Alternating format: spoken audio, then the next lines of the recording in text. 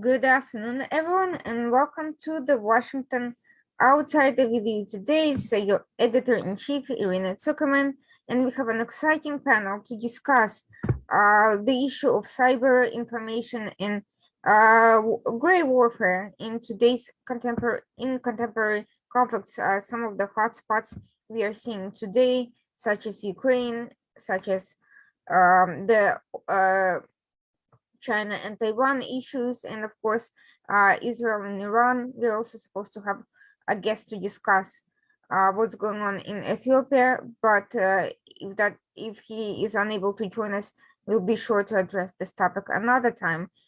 Today's guests are David Goldman, the deputy editor in Asia Times, John Rosamondo, senior defense fellow,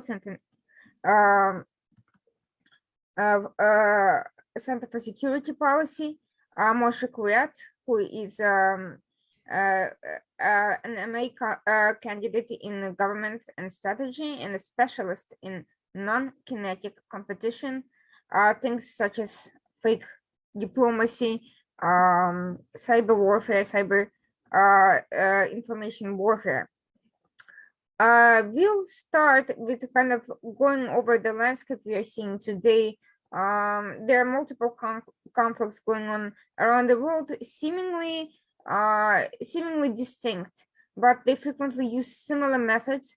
And at times, we find that the aggressors in those conflicts operate with some level of interdependency and some level of coordination among themselves. For instance, gray warfare methods developed in Ukraine by Russia since 2014 had been tested in the Strait of Hormuz by Iran last year. The operations between cybersecurity operations by Iran and Hezbollah aimed at Israel are also being used by Russia and China against their own enemies. And the fact that China's tensions with Taiwan are heightening at the same time as Russia is amassing troops near Ukraine is also potentially not a complete coincidence. Needless to say, that employment of breakthrough methods is something that is a subject of much discussion in security circles, but perhaps not nearly enough, considering the elements of surprises that we have seen coming from some of these conflicts in recent months, and David will address some of it. I'll actually start with David because despite the ongoing debacle with China, we are seeing a very strange situation where the Biden administration in particular and its predecessors have been surprised by a number of breakthrough innovations in AI, in hypersonic weapons, and even in cyber operations. And we are even hearing some level of defensive responses by Taiwan and other countries. What we're not hearing is any sort of strategy to confront these issues. David, could you tell us a little bit more about what's going on that front? Last week, the Belfer Center at Harvard University issued a 60-page report on China's technological advances. It was authored by the former chief executive officer of Google, Eric Schmidt, and Harvard professor Graham Allison, and it summarized many issues which we've talked about in Asia Times. In fact, we were pleased to see that Asia Times was extensively footnoted. The concept of a fourth industrial revolution has been thrown around a great deal. It actually came from the World Economic Forum. It refers to artificial intelligence and big data as drivers of productivity. And this has far-reaching implications for the world economy, as profound as the steam engine and the railroad and the digital computer in the past. And the critical technology that holds this together is rapid and fast responsive broadband, 5G broadband. And as Allison and Schmidt point out, China now has 70% of the world's 5G capacity installed. But even more ominous, China is moving very quickly to exploit the remarkable productivity applications. So with 5G, you can actually have autonomous vehicles that talk to each other on the road almost instantaneously and don't bump into each other. You already have autonomous vehicle taxi services operating in Beijing from the company Baidu. You can have industrial robots on the factory floor speak to each other continuously and program themselves for processes. You can automate ports. So the major Chinese ports have no one except a handful of people sitting in a bubble operating joysticks on putting through a huge amount of freight with a very small number of people, taking containers off ships, putting them to autonomous vehicles, having the autonomous trucks take them to warehouses where robots sort the goods and pack them onto trucks for further delivery. You have telemedicine. So the economic future really appears to be more in the hands of China than any other country in the world. By contrast, as Schmidt and Allison point out, the United States is years behind. We don't really have 5G. We have a imitation 5G, which is about 1/10 the speed of 5G in China, for which you pay more to your telecom provider. And we have virtually no applications to the industrial and logistics and health and other technology, which makes this such a powerful development. The United States, in my view, made a catastrophic mistake about 3 or 4 years ago when it decided to take the advice of the big software companies, and instead of developing an alternative to China's Huawei or ZTE, or Sweden's Ericsson, which are the major providers of 5G comprehensive integrated solutions, they decided to take a software approach where you have a lot of programmers stitching together generic components. That was supposed to be the software eats hardware solution, take us to 6G, leapfrog China. But virtually all of the evaluations of this tell us that it's 10 years away for any serious application. It's a nightmare from a security standpoint because it has so many elements that can be penetrated. And worst of all, it's particularly inappropriate for the industrial productivity applications, which make 5G so desirable. So the United States is really backfooted at this point. My view is that wars are won by logistics and depth. The Germans crushed the French in 1870 because they had railroads and breech-loading cannon. The United States crushed Germany and Japan in the 1940s because even if the Sherman tank was much worse than a German tank, the German Tiger tank, we produced 20 Shermans for every one of their Tigers. It's the industrial capacity and depth, which is ultimately the war-winning capability. And whatever you think China's designs might be, they, in 5 or 10 years, will be much more better positioned to realize those designs based on the core industrial strength. Now, artificial intelligence not only has industrial applications, it has numerous military applications, including the guidance of drone swarms, autonomous fighters, autonomous underwater vehicles, and many other technologies which may be decisive. And of course, the whole dimension of cyber war, which is something we know very little about, but is clearly a major concern, is closely related to the development of these civilian artificial intelligence capabilities. So the United States is losing strategic depth economically, and that inevitably means losing strategic depth from a military standpoint. I don't think the situation is hopeless, but for us to recuperate really requires an expenditure of trillions of dollars and a major effort to develop and indeed to import talent through immigration to get the skills we need to deploy that money successfully. It's an enormous job. And in fact, Graham and Allison say that we need an effort comparable to the mobilization that we undertook to win World War II in order to get back ahead of China.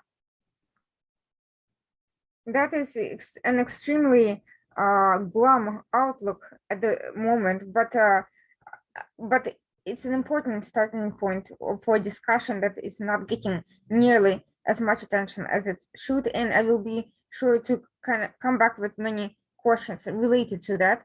For now, I'm moving to John to discuss some of the methods we have seen being developed of gray warfare, or otherwise known fourth generation warfare, in Ukraine in the past, and what we could expect from a conflict today. You mentioned briefly that the recent movement of amassing troops by the Ukrainian border could be a psychological operation to pressure Biden. But let's hear about both possibilities here. Well, just give a little bit of background. And Putin is, of course, an old KGB hand, so he knows a lot about psychological operations.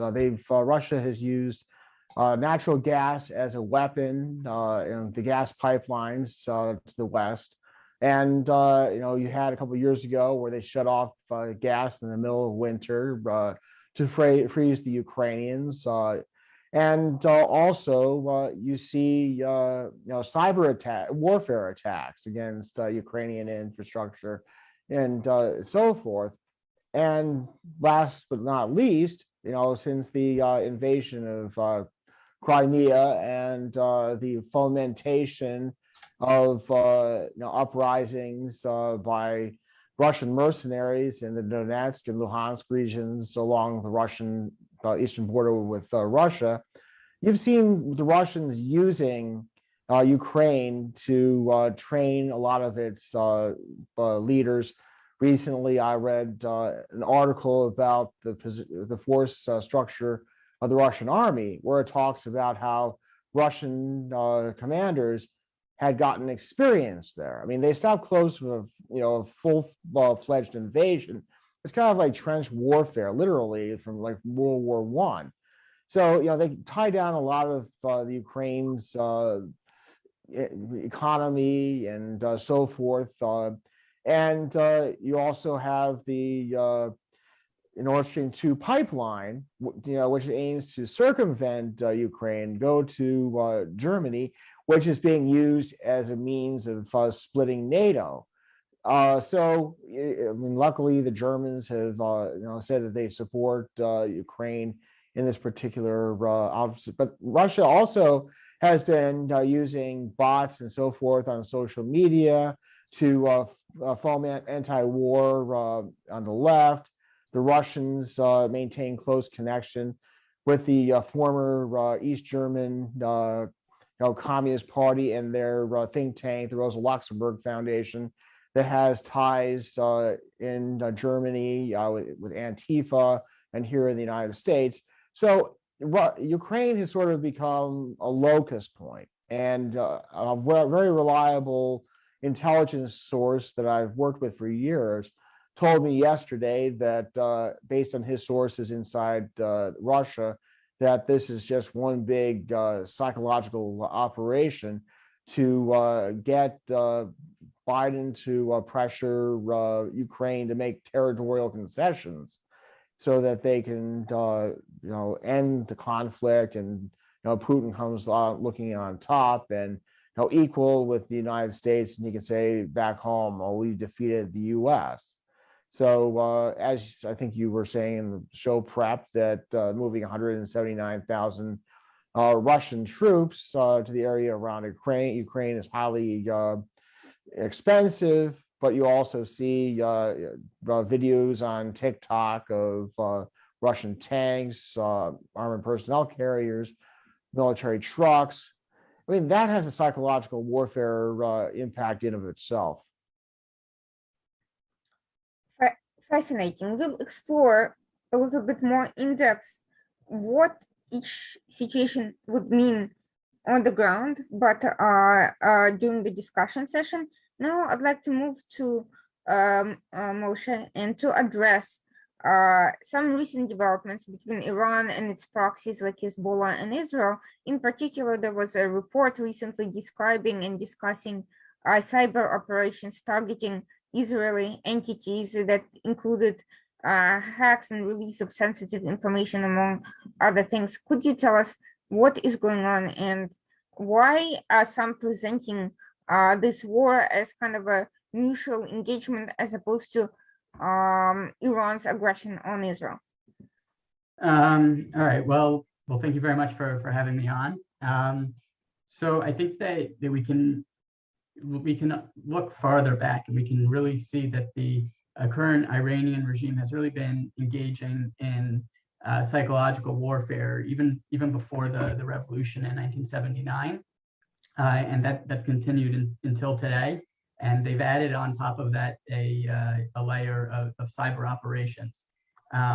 Now, recently, let's look at the time between approximately May and today.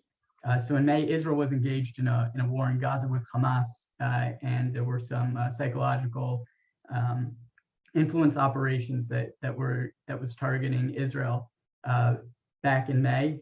From again, reports say that it originated in Iran. I'm not convinced. I think it might have been Hezbollah or Hamas. And then moving on, we've also seen more and more cyber attacks from Iran against Israel. Like you mentioned, the Moses staff hack of multiple security industry companies in Israel. In addition, the alleged hacking of Minister of Defense Benny Gantz's cell phones, computers. There was also an Israeli who was involved in that, who was working on his staff. Of course, people will say, well, Israel's engaging with this as well. I think it's not really a fair comparison in the slightest. Operations which have been attributed to Israel are generally targeting Iran's nuclear program, right? They're attacking a clear military target, whereas Iran's cyber attacks are way beyond that. In the midst of the pandemic in April, around Passover time, Iran tried to hack into multiple Israeli water systems. Could that have potentially been used to poison Israel's water supply? Possibly. I mean, I don't think you can compare attacking a nuclear facility with attacking the water supplies of a given country. And Iran's also been teaching Hezbollah tricks of the trade, so to speak. Iran has been instrumental in training Hezbollah's cyber warriors, though some studies of Hezbollah's cyber activity compared to Iran shows that there's some differences. So it looks like there is some level of independence there from Hezbollah. They've developed their own capabilities. And Hezbollah is also known to train its proxies and other activists, terrorists in tricks of the trade, in influence operations as well. And I think that's a very important point. That's something that we've seen mainly state actors engaged in. Now we see Hezbollah and Hamas engaging in it as well. This is really a great point, and I'm kind of going to ask some follow-up questions, but I wanted to get back to David right now. Recently, there's been discussion about calculating the potential risks of China's invasion of Taiwan, what the US will and will not do in those circumstances, and the general conventional line of thinking on that is that a direct invasion is unlikely in the next few years, but with time, China's capabilities will grow sufficiently that it may feel more comfortable to attack Taiwan and potentially gain access to ground. However, short of that, there is a number of other things that China can do to put pressure on Taiwan, other countries, potentially simultaneously with the US. And You mentioned some of these capabilities in robotics, in AI, that are becoming increasingly sophisticated and unparalleled by its potential targets. What do you, when discussing China's likelihood of aggression, whether regionally or beyond it, what would that actually look like in reality? Let's say China is not interested in mass scale human attacks, but what could they do? What sort of damage are we looking at the moment? But let me step back for a second, Irina. I think behind the scenes, things look very different than they do in the American media, particularly since America's pullout from Afghanistan. There has been a catastrophic implosion of American influence, and the rest of the world is busy making arrangements behind our back for a post-American world. That's the main theme. Everything else is relatively secondary. For example, most of China's semiconductor industry, which is their top industrial priority, is being built by Taiwanese or Korean firms, as the Chinese themselves have reported. The entire Taiwan industrial establishment and the Taiwanese government last week announced that it wants to create its own industry for semiconductor equipment manufacture. Right now, they're dependent on the United States and the Dutch for the equipment that makes chips. They make most of the chips, particularly the high-end chips, but they import the equipment. Now they want to build the equipment themselves, which would give them a complete supply chain independent of the United States. And a number of analysts have said this is basically a Taiwanese option for decoupling from the United States. In terms of China's aggressiveness, yesterday I attended a conference by the Israeli organization Signal, on whose advisory board I sit, and I listened to Ephraim Halevi, the former director of Mossad, who said the following, and I'm quoting from a report in Arut Sheva: the only player who can be effective and bring about progress in the Vienna debates, that's over the Iran nuclear deal, the only player we did not hear his position on the Iranian issue, that is China. He said, I would not be exaggerating if I said that the Iranian economy relies most on China. China's influence on Iran's policy is probably the biggest influence a foreign power has over Iran. At no point in history did China make such crucial contribution to world stability as it has today in Vienna. This is the former head of the Mossad saying that China is making a crucial contribution to world stability. That nobody would have said a year ago, much less 5 years ago.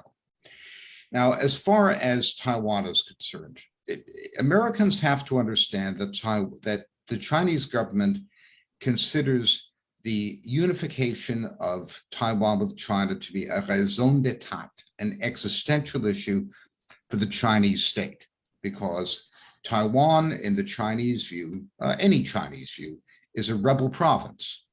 And if you have one rebel province in China, you can have many. And we had numerous instances, including in the century, of the breakup of China into warlord territories with civil war and catastrophic human results. So China, if the United States is perceived to be advancing Taiwanese sovereignty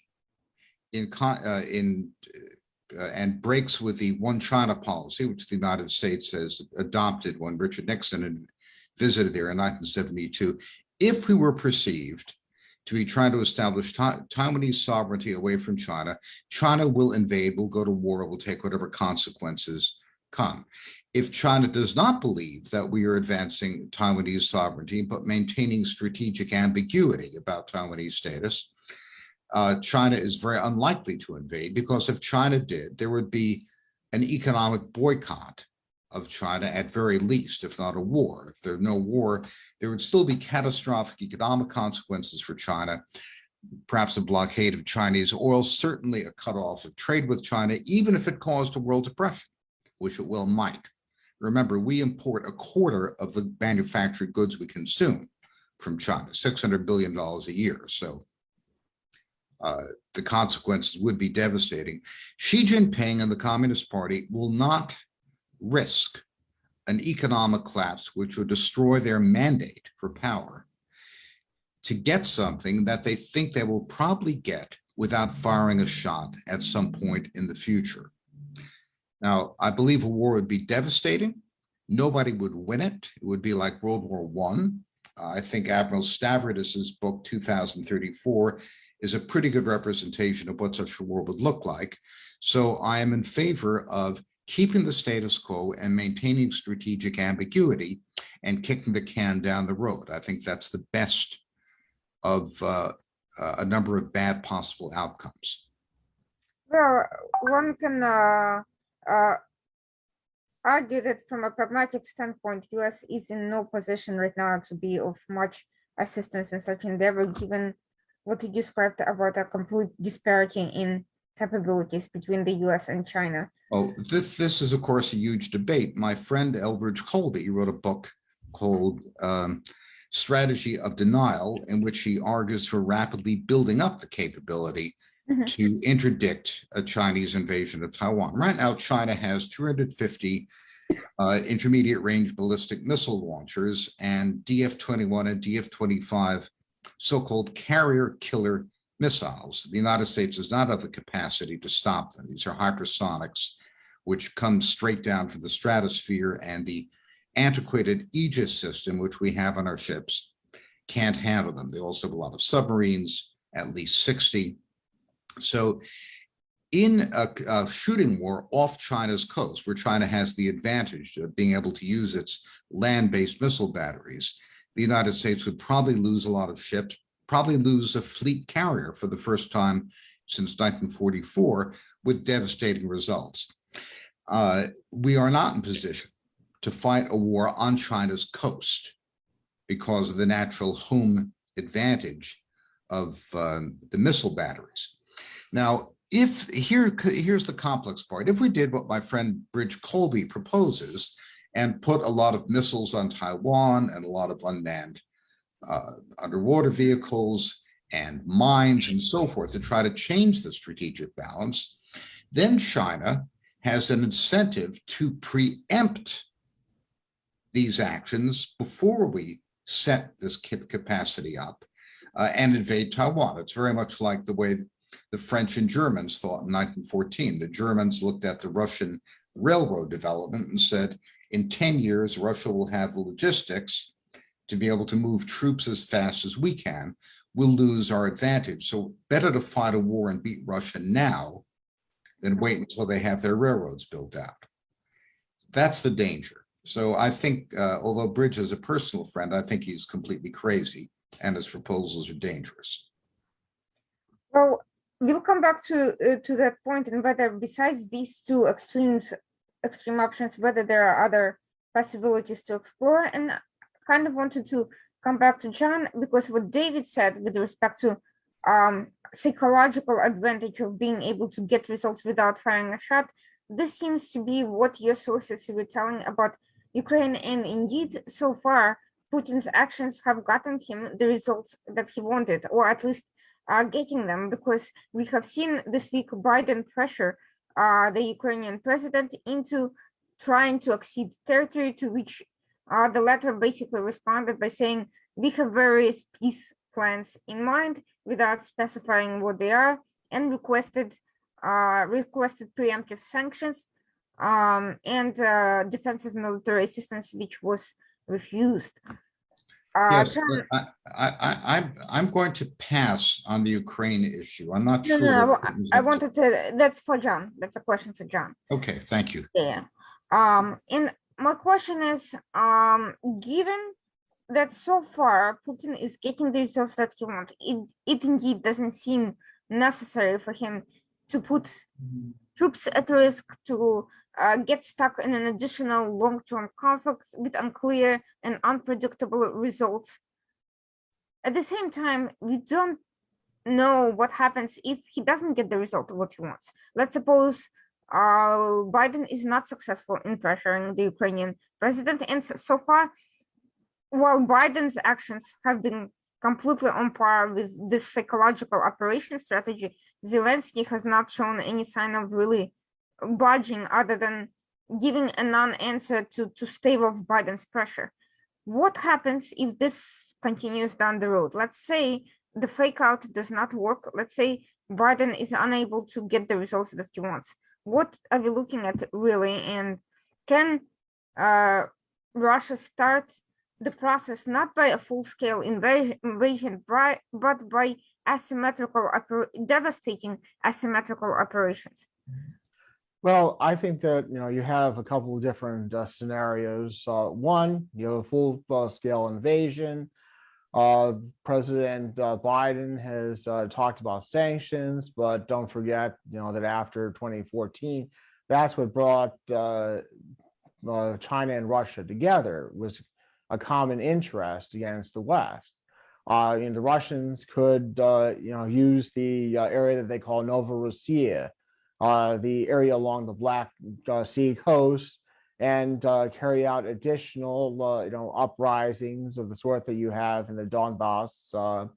You could, foresee other, cyber attacks, using gas as a weapon. I mean, to stop short. I mean, Putin's framing doesn't look at Ukraine as a legitimate country, because historically speaking, they look at Ukraine as the cradle of Russian civilization, going back to the Kievan Rus in the Middle Ages.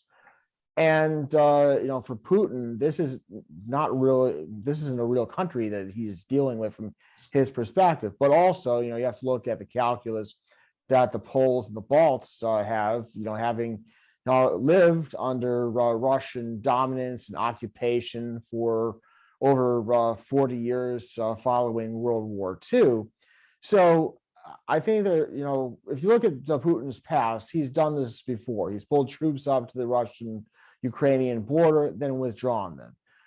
So, this, if my source is correct, and this is one big psychological operation, I think that, you'll maybe see Biden pushing to play Neville Chamberlain and trying to get the Ukrainians to make concessions to Russia. But what if he fails? Well, if he can't, you either have the status quo or Russia, moves its tanks across the border. In that case, we need to make contingency plans to provide logistics and resupply for the Ukrainian army. I would provide them with lots of man-portable air defenses of the sort that Stinger missiles like we gave to the Afghans in the 1980s. Because the main thing that the Russians have, the Ukrainians don't, is air power. So if you can negate some of the advantage that the Russians have in terms of air power, it would turn the Ukrainian offensive into a slog, because the Ukrainian army is better equipped and better trained than it was in 2014 at the start of the Crimea invasion and this uprising. So, it's in our interest that in that case, and the Ukrainians' interest, to draw out the conflict, because the number one things that turned the Soviet people against the Afghan operation in the 80s was seeing body bags returning from Afghanistan. So if they start seeing body bags returning from Ukraine, it could really harm Putin politically. Now, just to follow up really quickly before I come back to Moshe, do you believe Putin gave Biden some sort of a back channel reassurance that in the event he gets what he wants, in other words, Donbass and whatever else, there's not going to be any combat action? And do you think that is the reason that Biden is denying defensive resupply and other aid to Ukraine at the moment, because he believes that if he gives that aid, that will only escalate the situation? Well, I think that if you look at Biden's history going back 50 years, he's always been one for appeasement. I mean, if you go look in the Iran, he doesn't want to get any concessions out of the Iranians. He doesn't want to get any concessions out of Putin. So in many respects, he's a lot like Neville Chamberlain in 1939.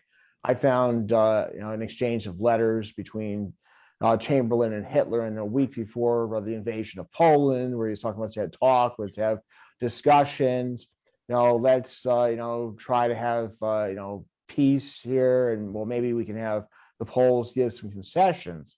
So it seems like Biden is following the same strategy that Chamberlain followed. So in other words, he, is going to wait and wait until it's too late, especially if he fails in getting his assurances, and then US will be scrambling to figure out how to handle this scenario. Exactly. Biden's about reacting to things. He's not about being proactive. I mean, look at how the Obama administration, of which Biden's pretty much, Obama 3.0, they waited until after the invasion of Crimea and the Russian prompted insurgency in the Donbass to come up with weak, reflexive actions. Obama refused to send arms to the Ukrainian army to deal with the Russians. Thankfully, the Biden administration sent Javelin missiles to Ukraine in October to deal with some of the Russian armor should it cross the border. We'll come back to that point later, but now coming back to Moshe, we are seeing a situation where Iran and its proxies, in addition to these cyber attacks that have a very clear goal of kind of distracting Israel, destabilizing it to the extent possible during the pandemic, during time where the people are already on edge, are creating a kind of a demoralizing scenario where no one knows what happens next. How far can they take that? And we are also seeing an uptick in propaganda online.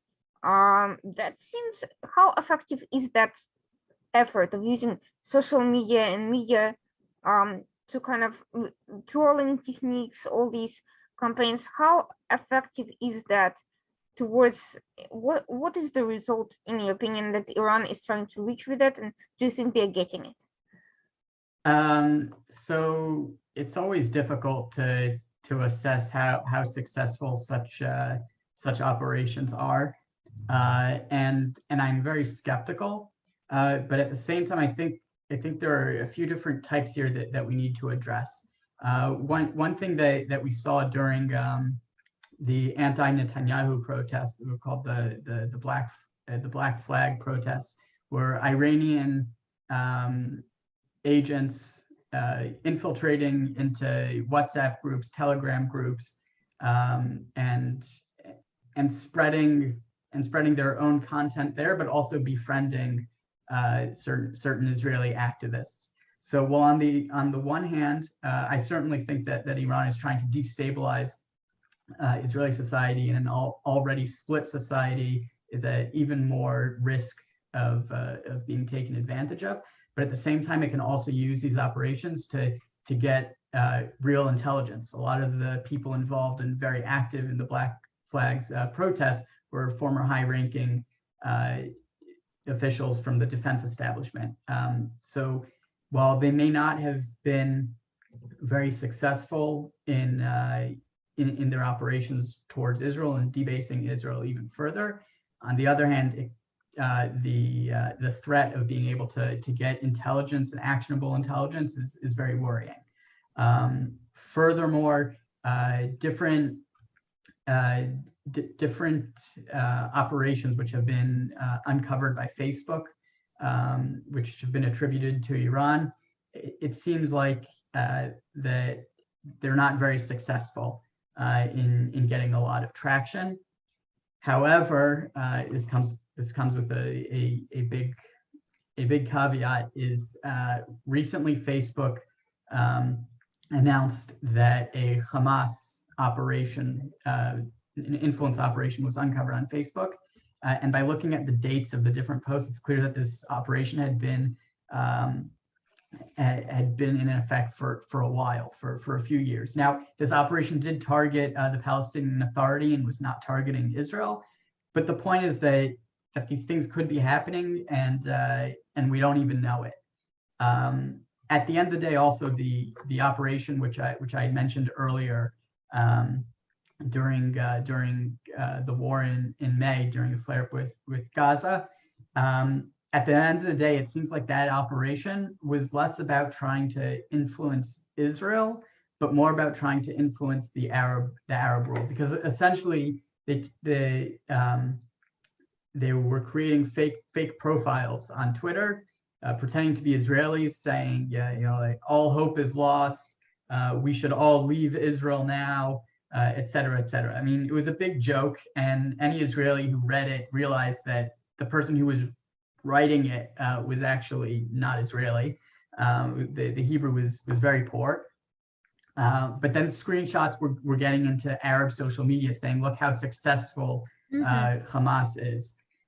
So that's really something to think about. And also at the end of the day, we can't forget that the flare-up in May also included a lot of Arab Israelis and a lot of conflict within Israeli society amongst Israeli citizens.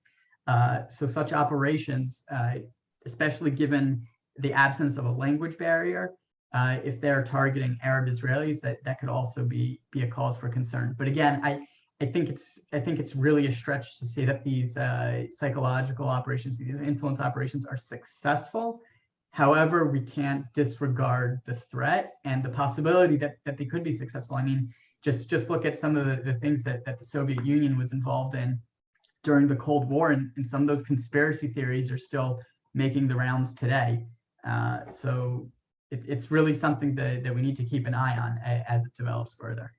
In fact, I'm actually kind of surprised that Iran even bothers with some of these cyber trolling operations when their greatest success comes not from these, kind of petty, annoying attacks, but from its lobbying efforts through semi-legitimate Iranian groups that've taken root very much in the West, in the academia, in the NGO world, NIAC, the Quincy Institute, and all these projects, which not so much attacks Israel directly, but always, they always manage to kind of throw some dirt in its general direction while pursuing other goals. That seems to be far more effective and far more in line with the kind of certain movements that are on the rise in the US and Western countries than these cyber ops.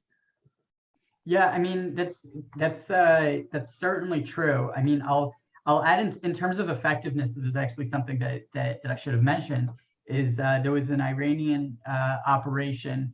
They spread this hashtag COVID-1948, as though Israel is the virus of the Middle East or something like that. And they actually got celebrities in America to retweet it. So there's some success there.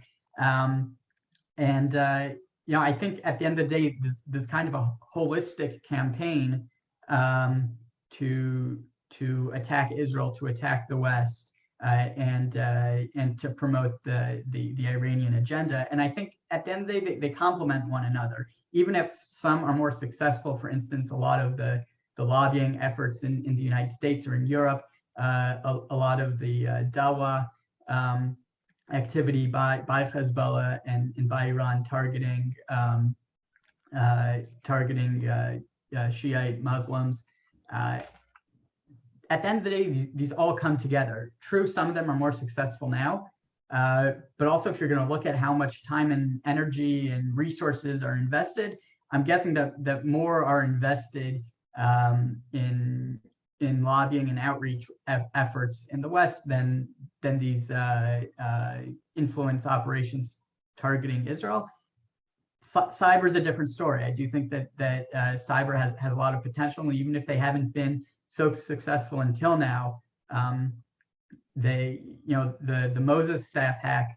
I haven't had a chance to look at the leaked info, but let's say some of that info was real, was legitimate.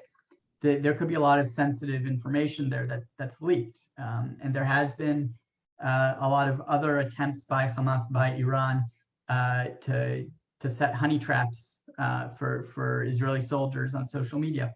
So at the end of the day, it all comes together. And all you need is one successful operation to completely flip the table. As far as Iran concerned, there is a battle of two narratives concerning what you mentioned, the COVID-1948, whether Israel is the source of all the alleged problems plaguing the Middle East and the world in general, or whether it's Iran's own operations and current exploitation of the Islamic revolution, which is exactly what people accuse Israel of, trying to take over people's lands, kicking out indigenous populations, oppressing minorities, and so forth. In reality, if you look at the projection, Iran is, now projecting this narrative that previously the Soviet Union had very successfully implemented, and before that, the Nazis as well. These invading forces were taking over, intervening in social institutions, meddling in politics, taking over people's lands, invading, and so forth. But all of that was projected upon Israel. Quite simply, it's a strategy of projection to delegitimize your enemy. But we are looking at some interesting situation because Iran, China, and Russia have something in common, which is that they view their current direct enemies as illegitimate entities that should not exist, at the very least, as independent political forces. And in Iran's case, probably, they would take it a step further and say that Israel should not exist at all. So we're facing an issue of the political delegitimization, and who should have the right for self-determination, and where do we draw the line between supporting somebody's territorial claims, with some historic, ethnic, linguistic roots, versus, the right of masses of other people to live independently and follow their own culture, political systems, and so forth. This is the big issue facing us today. So far with Taiwan, at the very least, this has been, there's been this neither here nor there approach. In general, Ukraine has had political legitimacy, which is now being erased. And as for Israel, we all know how the international community stands on that. So coming back to David, in terms of discussing what is possible, in terms of this political legitimacy, you basically mentioned that as long as there is kind of strategic ambiguity on the status of Taiwan, China will not engage in aggression because they think that they can politically persuade other countries to give up on Taiwan and to just let it take over. We've seen the United States government cut off the Taiwanese minister's feed during the latest summit for democracy because of the issue with flags. At least that's what was attributed to that particular thing. It sounds like China may be on the right track in terms of believing that some administrations can be persuaded, pressured, or manipulated into following its China's agenda on this specific point. But at the same time, we are seeing that Taiwan is becoming independently assertive of its own interests. We are seeing a kind of a cyber war going on between Taiwan, Korea, South Korea, and China, and some other entities where the other countries are kind of beginning to gain ground. Can you comment a little bit about that? You have to look at the hands as opposed to listen to the mouth. The degree of integration between South Korea, Taiwan, and China has increased enormously in the last 2 or 3 years. Taiwan's trade with China is up 50% since 2020, actually a bit more. Taiwan and South Korea are building China's domestic semiconductor industry, which is a major Chinese strategic asset. South Koreans actually even more aggressive than the Taiwanese.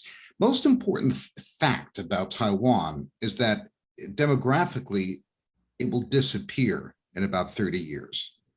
Taiwanese have an average one child per female. Lowest for a couple of years, it was the lowest fertility rate in the world. I think Korea is about the same. So for Taiwan to exist economically in 20 years, it will have to start massively importing immigrants from the mainland. There's no other possibility, and that will lead to integration. Taiwan is not a self-standing entity. It's a disappearing entity. It's self-liquidating, and all we can do is kick the can down the road and delay the integration of Taiwan, the inevitable integration of Taiwan, as long as we can, unless the Taiwanese change their mind and start having big families. But I don't see any reason to expect that to happen. I don't think the United States needs to go to war for a country that doesn't even bother to have children. But we don't want to give China any easy opportunity to take hold of it quickly, so we simply delay the process. Meanwhile, China's economy is the tractor beam in the Imperial Death Star in Star Wars. It's so big and it is so dynamic relative to the rest of the world that it exercises an attraction on all of its neighbors. The only thing we can do is make our economy a lot more dynamic. Now, as far as China and Russia are concerned, I think there are some basic differences. Russia has always used complications and military action on its borders to destabilize its neighbors. China is fundamentally a conservative power in the Middle East. It wants cheap oil from Saudi Arabia and Iran. It's the biggest single customer of Saudi Arabia. Its relations with Saudi Arabia are excellent. And it does not want a war between Iran and Saudi Arabia. Iran is a revisionist power. It's extremely dangerous and volatile. So China will encourage Iran to be aggressive in order to make trouble for the United States. But at the same time, it will try to limit Iran's aggressiveness to prevent it from creating a war that might push the price of oil up to $200, which would be a real economic problem for China. Putin would not mind if oil were $200.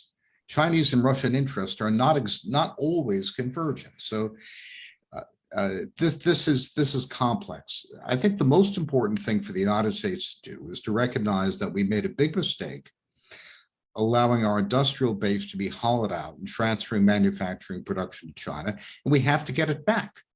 It'll be expensive and difficult, and it will take some time, but we need to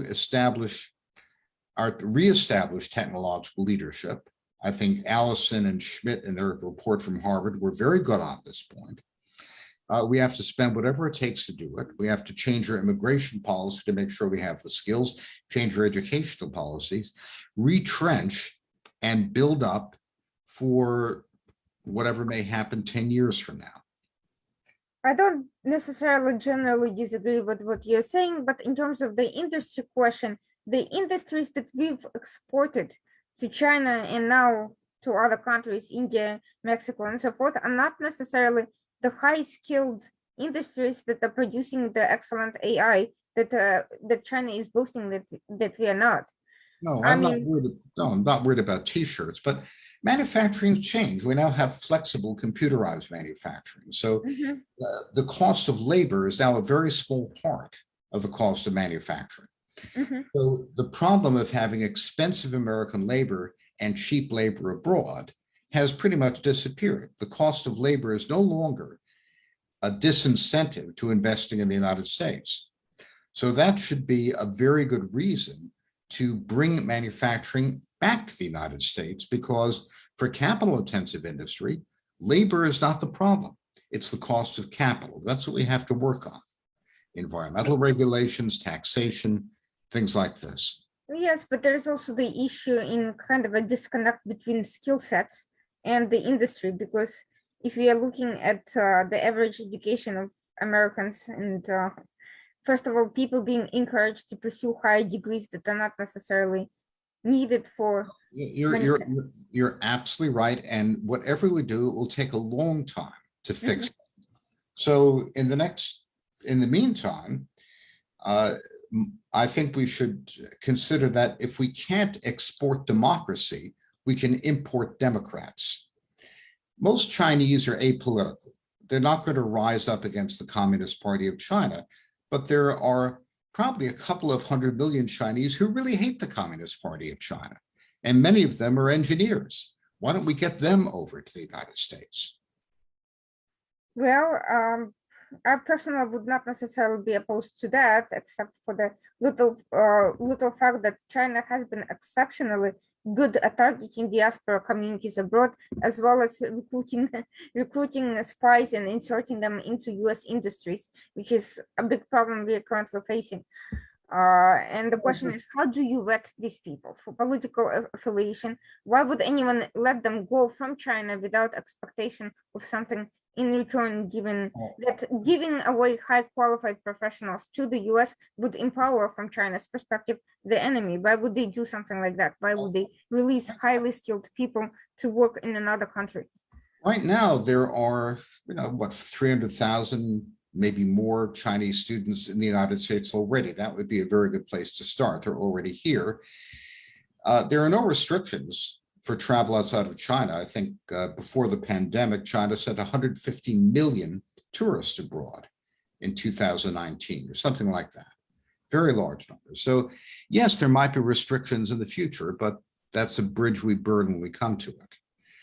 For the meantime, India is another source of highly educated people. We have to have an immigration policy, in short, that favors skills and not humanitarian concerns or whatever we're doing that opens our southern border to a lot of very unskilled people coming over. We have to be very sober and sort of Australian about this and let people in who benefit the people who are already here, as opposed to people who impose a cost on the people who are already here. But I agree with all of these comments, but unfortunately, all of these are very long-term and complicated solutions, which probably won't even start being addressed until at least a different administration in the US, which is 3 years from now at the very earliest. Yes, but people order their activity today based on their expectations about the future. And if we show our commitment to a future in which the United States is the dominant technological power, then our discussions with the Japanese, with the Koreans and everybody else, the Europeans, that will be a very different discussion. So the main point from which we started is that US, aside from the general immigration policy and all these things, US has failed to invest sufficiently into the very processes that are now benefiting China and likely in the future other countries as well. The question is, what is stopping the US from considering those issues as a priority? Leaving aside what we need to implement it, why hasn't it been such a priority? Is that a question? Well, we have a giant hole in the ground which sucks up all of our talent. It's called the software industry. Most of the wealth created in the last 20 years has been created by a very small number of software companies, and they've created a get-rich-quick mentality. Everybody wants to do a killer app and have a unicorn and get money from an SPAC and become an instant billionaire. Nobody studies mechanical engineering. Only 7% of our college students take engineering.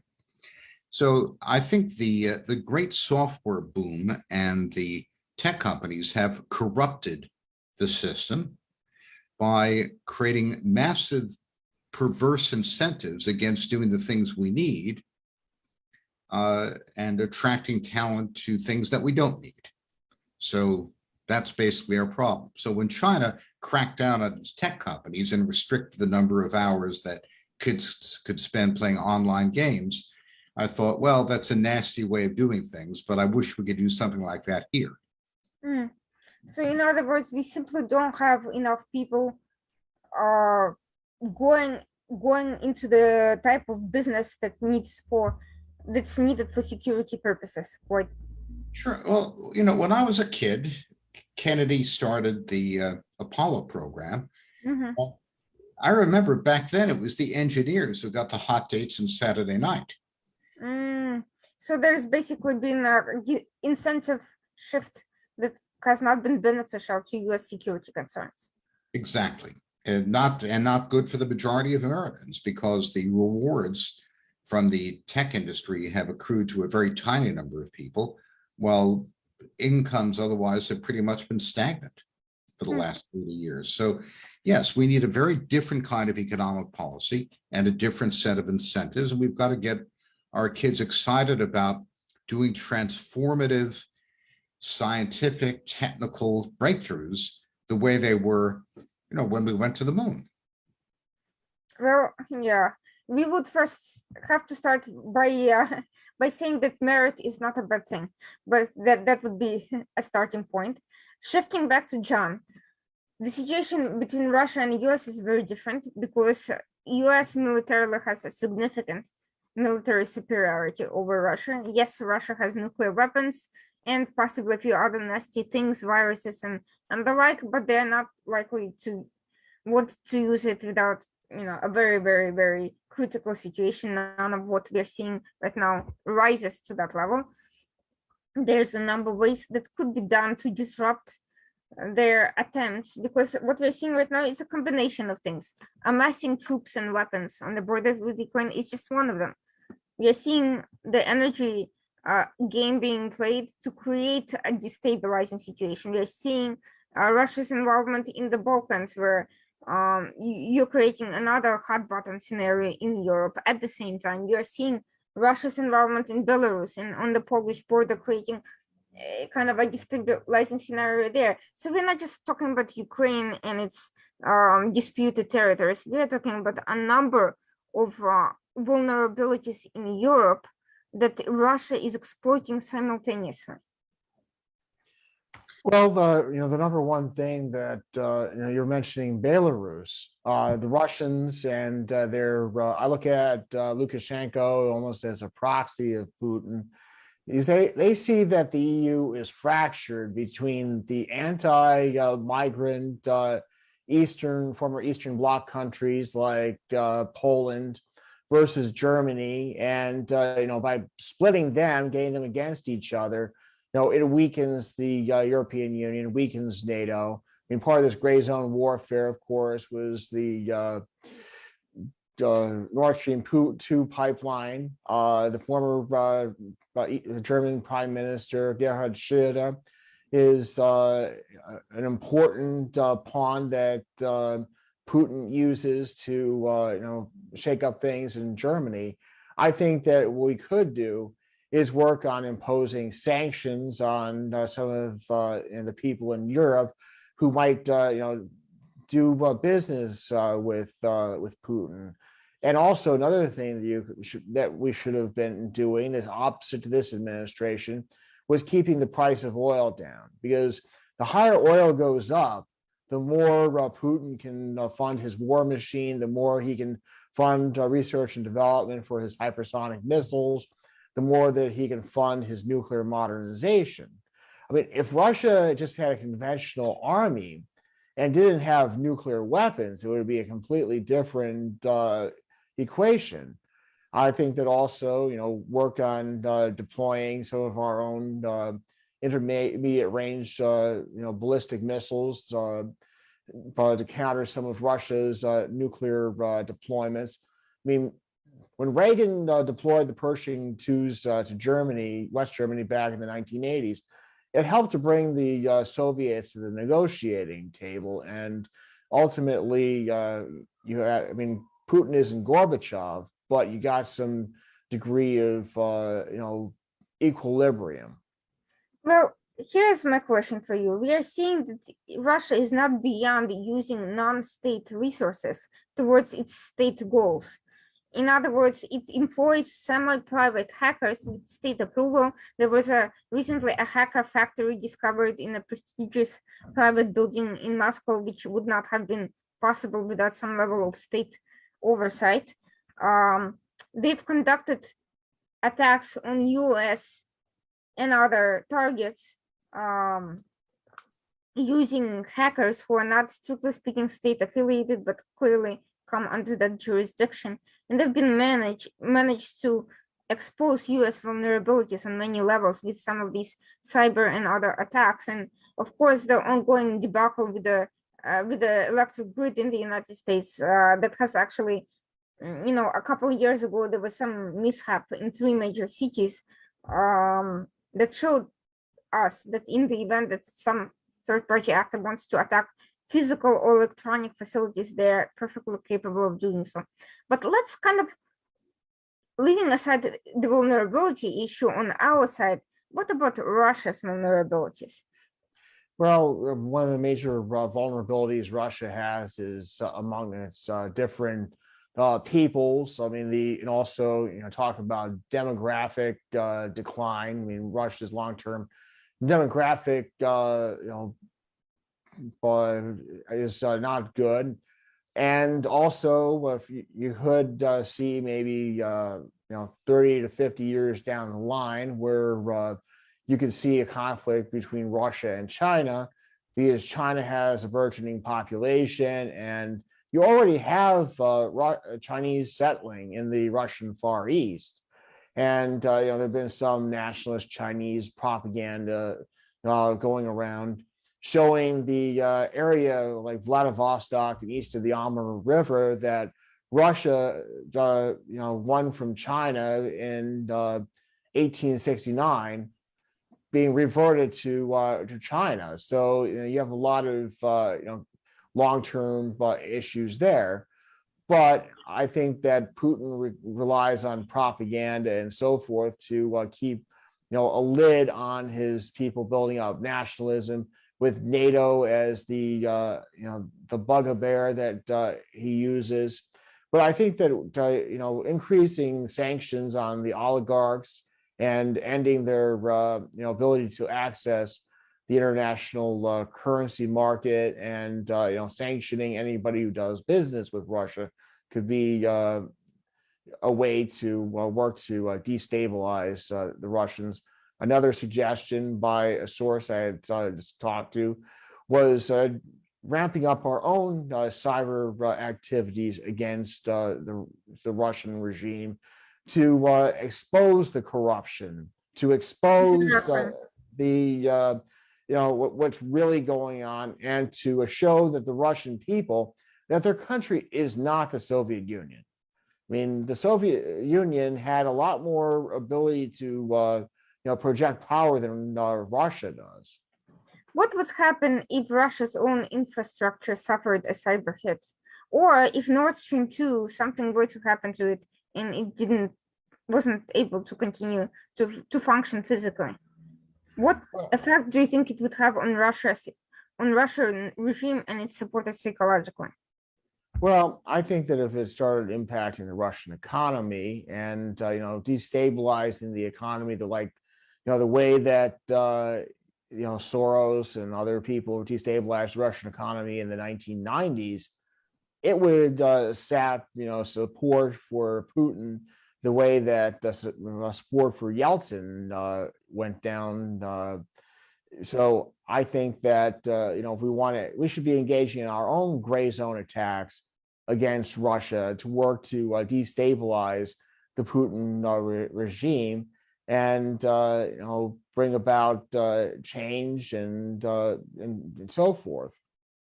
I think that's nuts, and it's just silly. That's childish. We need real power.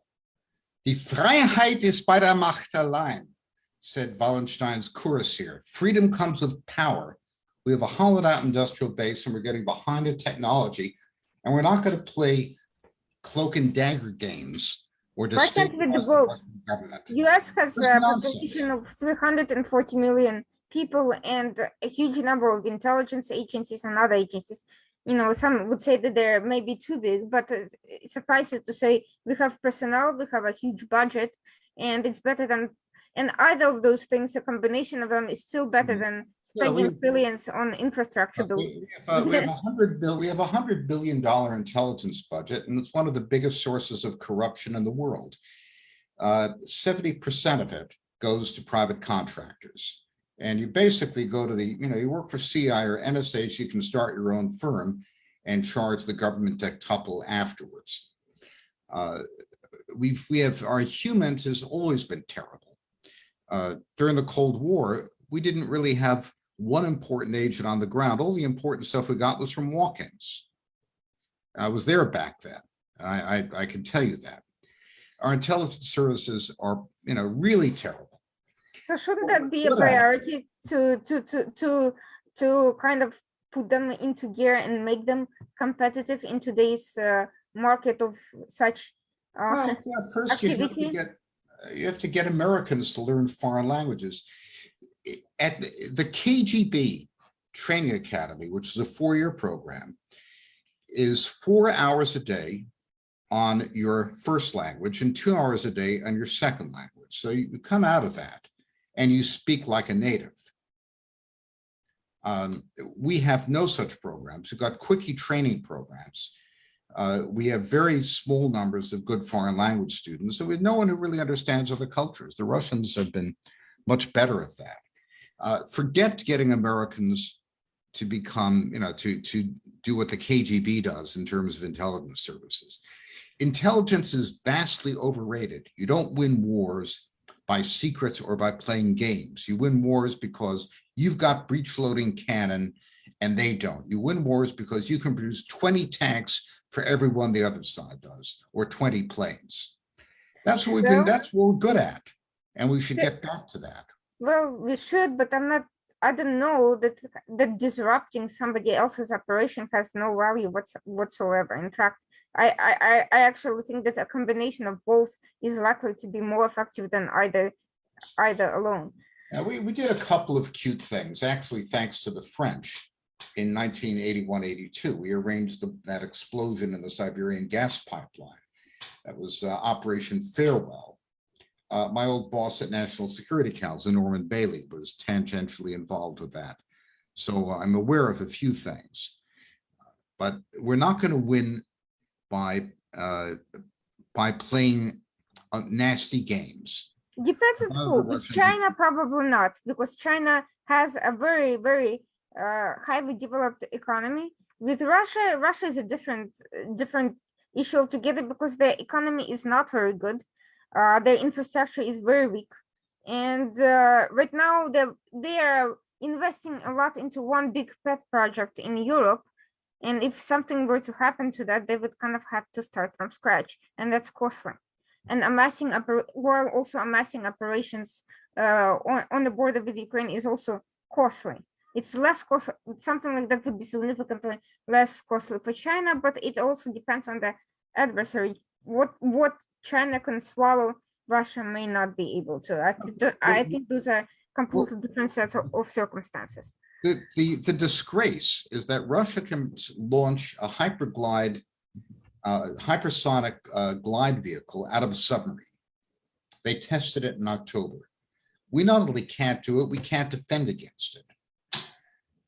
The point at which the Russians knew they'd lost the Cold War was in 1982, when the Israeli Air Force shot down 100 Russian airframes over Syria, because we developed avionics like look-down radar, AWACS, and so forth, which the Russians couldn't possibly match, and they knew it. And 82 was the point of no return, where the Russian military understood that they'd lost. They would lose a conventional war, not a nuclear war. 1973, it looked different. The Russians had surface-to-air missiles and anti-aircraft artillery, which shot down 100 American airframes during the Israeli-Arab War of 73, the Yom Kippur War. We need to get back to the situation we were in the early 80s, where we have a decisive advantage. And the Russians have technologies we don't have, which is just, So that's ridiculous. That is a good point, but at the same time, I would warn against trying to get back to any particular point in time, because first of all, our enemies are moving forward, not backward, and what that means is that strictly looking at scenarios of strictly conventional warfare, which would have been the case back in the day. That would have been the only alternative to the nuclear warfare, is just shooting games with the other side. Today, as we pointed out, we have many in between situations that can be just effective in many ways without going all the way to full direct confrontations between the US and Russian militaries. We are talking about these gray warfare operations, which, by the way, I am strongly opposed to looking for shortcuts because it's a distraction. It's not a shortcut, it's a response to I wouldn't say it's a shortcut, and it shouldn't be a substitute. That's where I agree with you. We should not only be relying on any particular type of capability, we should be exploring a combination, because our adversaries will use a combination of different types of force. They will use the sophisticated conventional weapons when they can, and sometimes they will use other forms of attacks when it's more appropriate. Hybrid warfare is being able to take advantage of different types of technologies to achieve different types of goals with the single goal of weakening the enemy. Back in the Cold War, the Bundeswehr, the German army, was probably the best army in the world, certainly better than the US Army. And the NVA, the East German army, wasn't bad either. Do you know who the current German defense minister is? Do you? She's a lady named Lambrecht, who was the health minister before this. She's never fired a gun in her life. And that's certainly a miscalculation on German's part. It's not really who I would point to. The German army is not going to fight now because they've got absolutely nothing to fight with. They don't have tanks that work, that have one deployable submarine. They might be able to field a half dozen Eurofighters on a good day. So I agree with you. Lacking conventional capabilities puts the country at a disastrous disadvantage, but that doesn't mean that it should not also have asymmetrical capabilities, because whether it's Russia, China, or anybody else, they will not only use conventional warfare because they know that psychologically Western states don't want to be part of conventional conflicts and will avoid it psychologically at any cost possible. But when it comes to responding to asymmetrical attacks, they will do that successful, and it's better to do so successfully than not so much. We have seen already the failure to respond to asymmetrical attacks where it has led in the Strait of Hormuz, in Ukraine, and other places. But that doesn't mean always having to bring all forces to respond to these types of provocations because quite frankly, that's what countries like Iran do. They create this false dichotomy of either you appease us and go all the way in appeasing us, or there's going to be a huge war and thousands of Americans will die and tens of thousands of people. There's another possibility that worked very well in the 1980s. We are so powerful that if we have a war, we'll crush you. So don't think about fighting with us. But our Navy right now, even in as bad as shape as it is still capable of doing exactly that to Iran, which has not stopped Iran from engaging on other forms of provocation. And that's actually, I want to bring in Moshe for a moment, because Israel has been quite successful as a very small country, a fraction of the size of the US. It has nevertheless been very successful in disruption types of operations in Iran, but I'd like to challenge, but at the same time, when it comes to other types of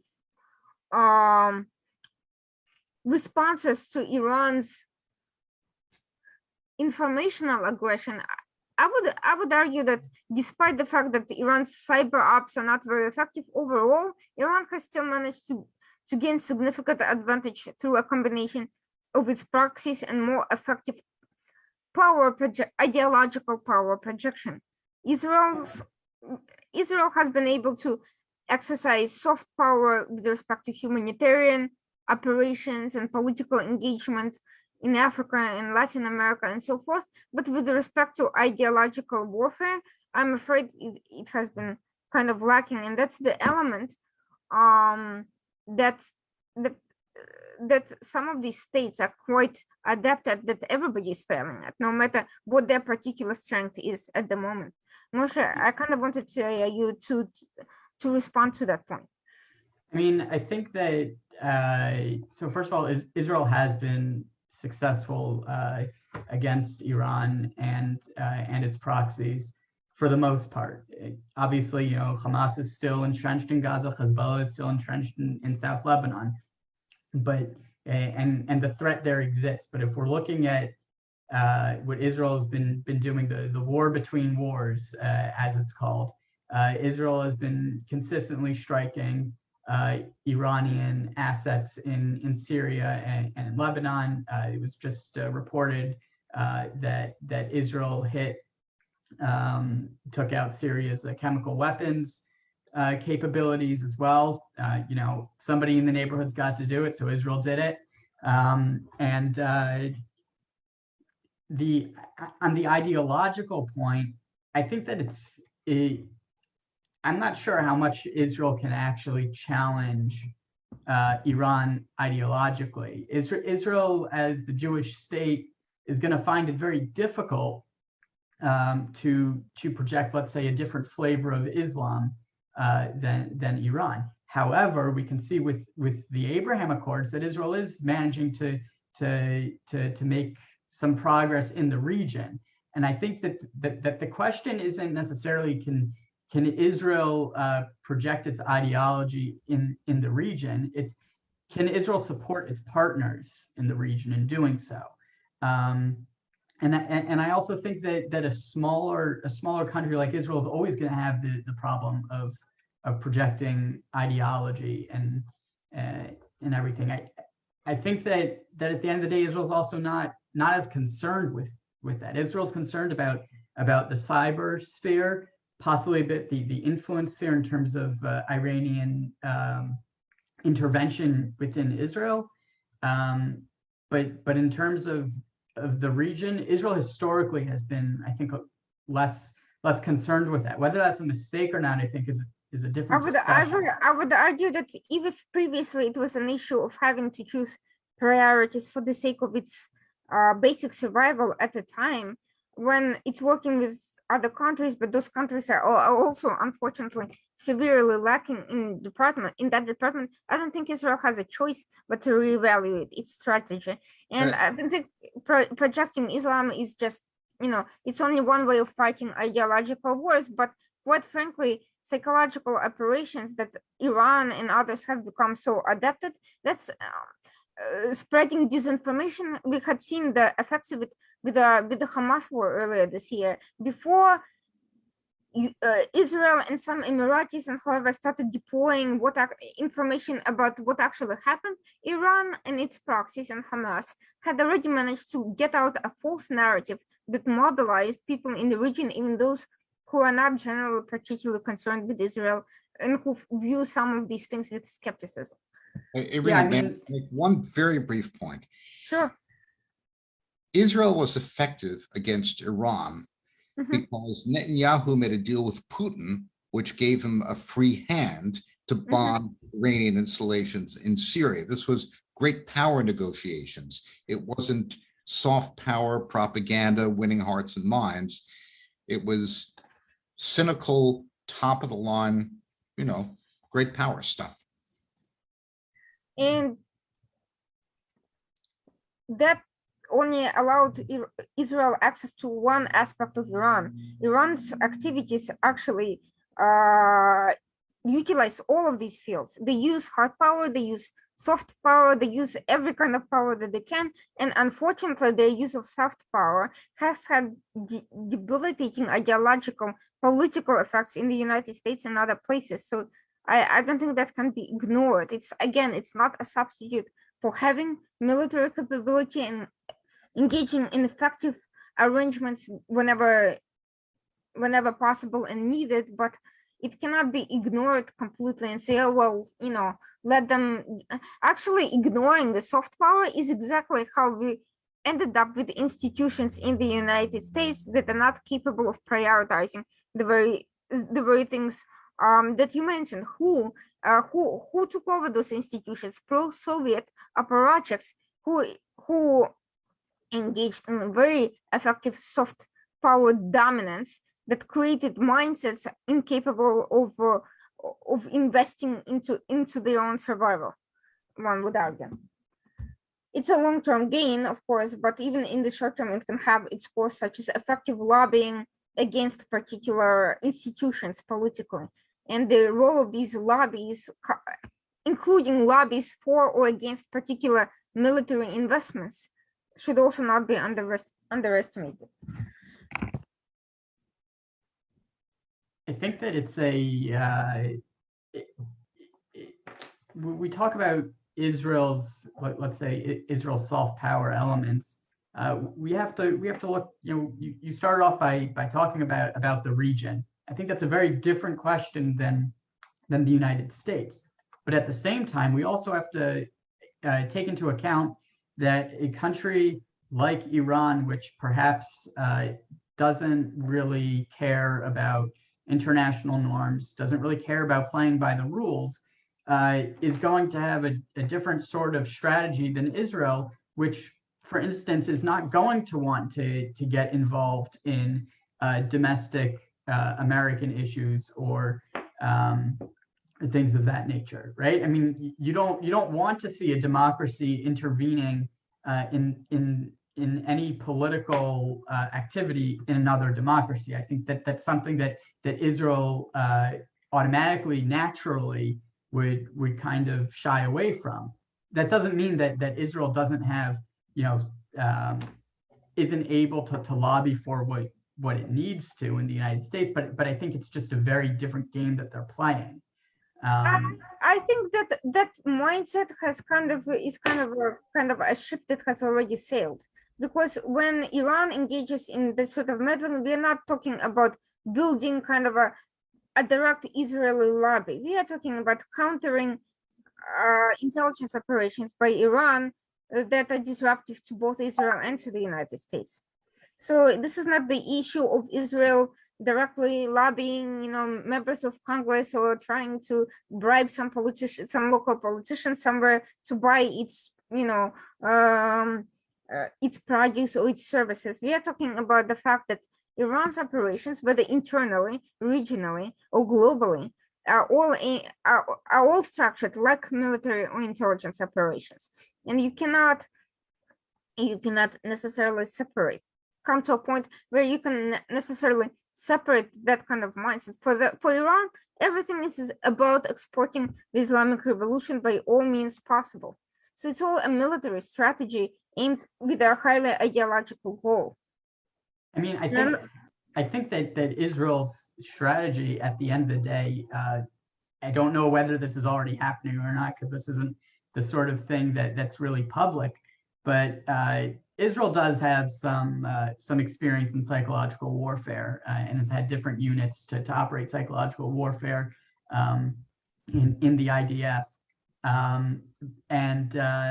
and quite frankly, Israel could probably help out its new partners in the region. I mean, I know the United States and the United Arab Emirates a few years back, in order to fight against ISIS, they teamed up to I forget what it was called, but an engagement center in the United Arab Emirates to essentially fight back against ISIS online on social media, and I think Israel really has a lot to contribute in that field and at the end of the day, like you said, it's what starts off on the regional level can also have broader ramifications.